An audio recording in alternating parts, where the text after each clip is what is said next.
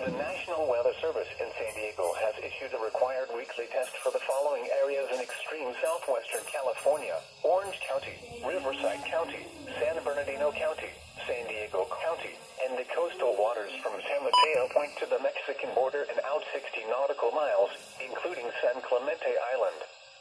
A test signal was broadcast to test the public warning system. The test is normally conducted between 10 a.m. and noon each Wednesday, weather permitting. The signal was also used to test the activation and emergency readiness of the Skywar network of radio operators.